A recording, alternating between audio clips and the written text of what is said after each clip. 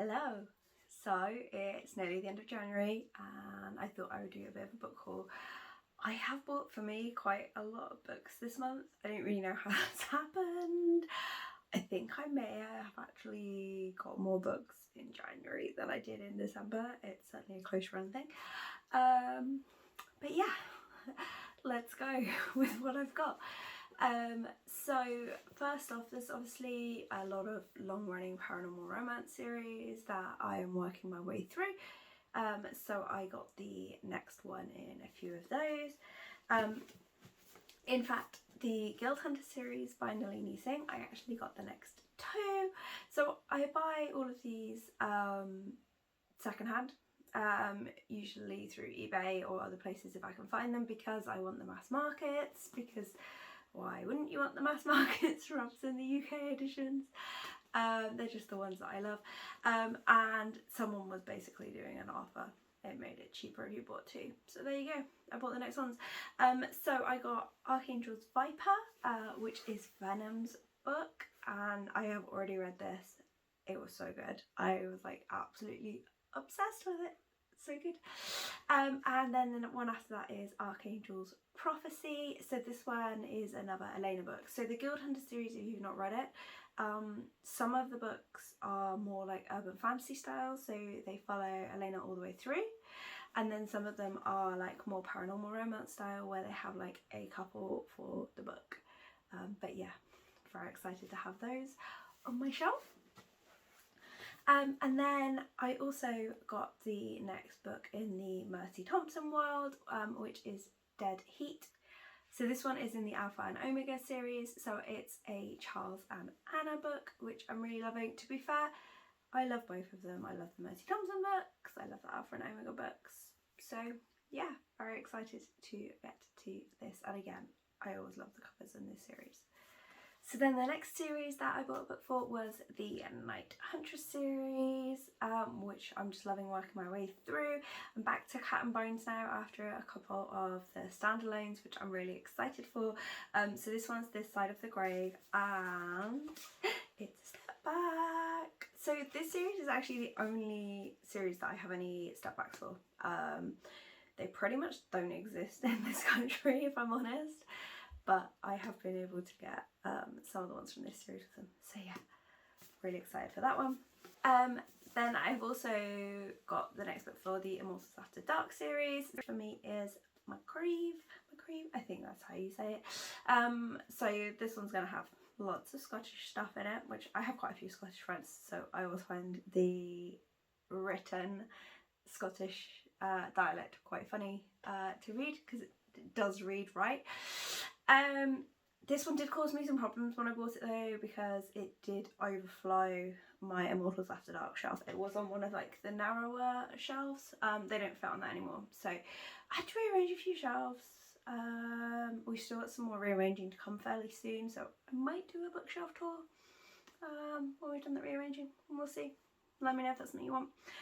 But yeah, I love this series. This is probably going to be one of my main focus series this year to try and get through, because I think I can actually catch up with it, which would be cool.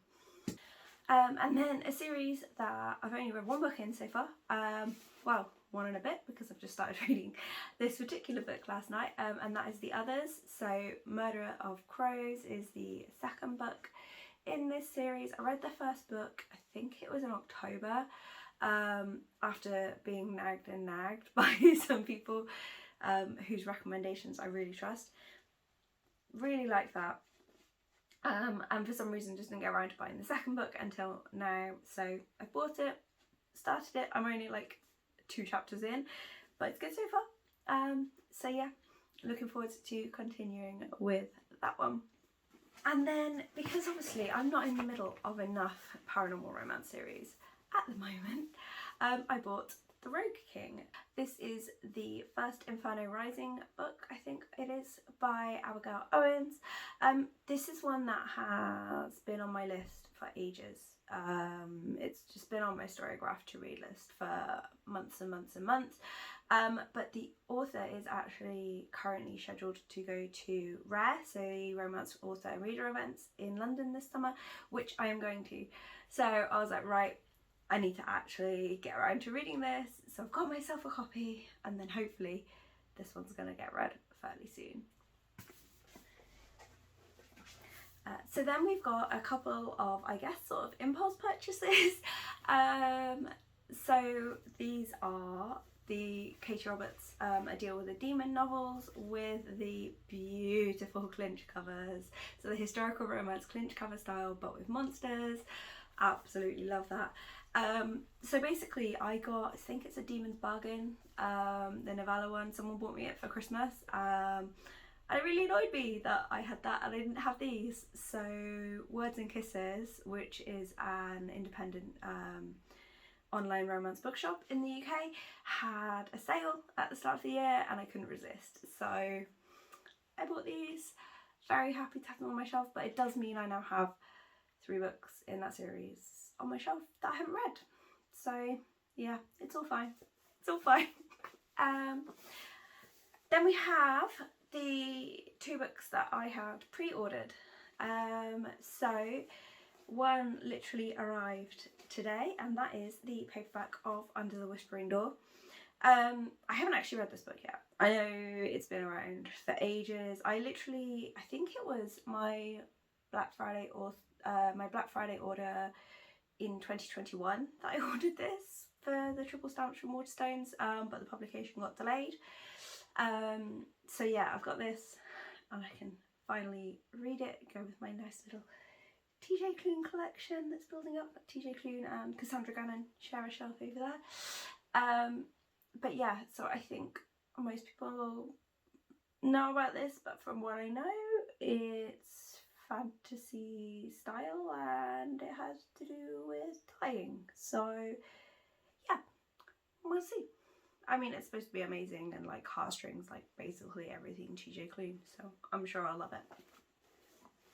And finally, saving, you know, one of the best until last, I've got Magic Tides by Ilona Andrews. I was so excited for this book. So this is the first book, they have said there's going to be more, in the Kate Daniels Wilmington Years series. So they literally announced in the middle of December, at the same point that Sweep of the Heart got released, that they were going to release this book, more Kate content. So if you aren't familiar with Ilona Andrews, the Kate Daniels series is probably their biggest series. It's one of their major ones. And there's a couple of spin-offs and things like that as well, but it has been a while since there has been any actual Kate content. And so this was completely unexpected and literally came out like a month after it was announced.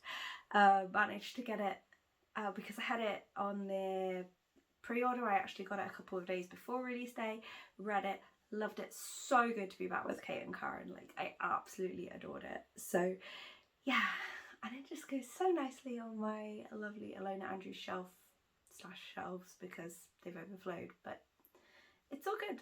It's all good. So yeah, there you go. That's the 11 books that I have bought in January. I am slightly risking it because there are a couple of days left in January where post arrives, and I'm slightly nervous that I might have ordered something and forgotten about it. But hopefully that's fine. If I do, I'll just tag it on to next month and pretend it's next month. But yeah, let me know if you have read any of these, if you've got any recommendations or any thoughts, and if you've got any exciting book mail in January, I'd love to know about it, and I will see you soon.